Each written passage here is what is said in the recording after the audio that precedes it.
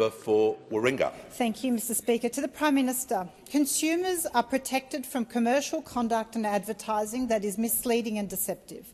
This includes promotions or ads that contain false and inaccurate information and statements that fail to disclose important information. But nothing protects voters from misleading and deceptive political advertising.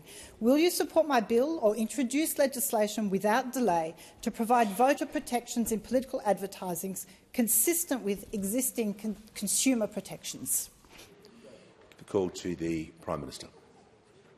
I thank the member for Warringah for her question, and I certainly understand her perspective, because it is a concern with the changing media environment as well, that people can be the subject to misinformation, which in some cases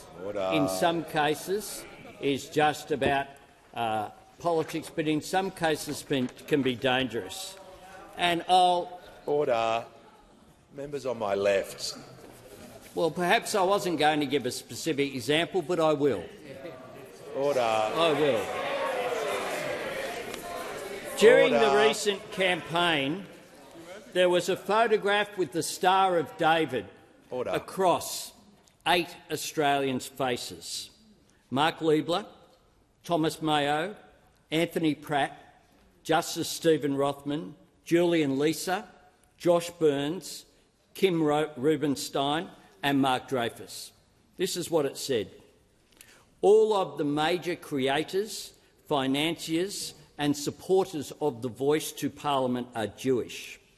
Ask yourself why 0.38% of Australia's population is using 3% as a battering ram against the rest of the country every single time, full stop.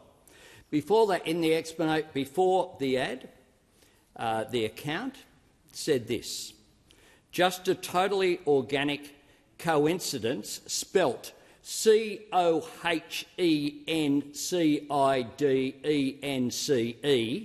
for the betterment of Australia, and totally not the latest chapter in the thousands-year-old hate and attempted destruction of white people.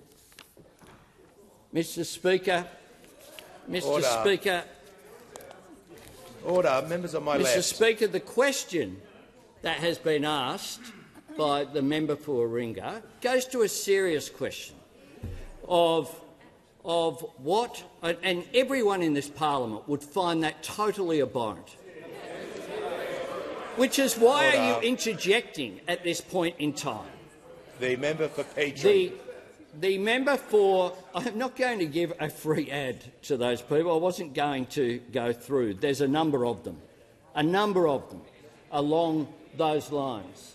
Now, when it comes to the challenge which we have of dealing with this, it's complex. You don't want to interfere with any freedom of expression, but you also want to make sure that elections can be held and democratic processes can be held in an appropriate way. Now, the minister is undertaking appropriate processes to deal with that, and I look forward to working with the member for Warringah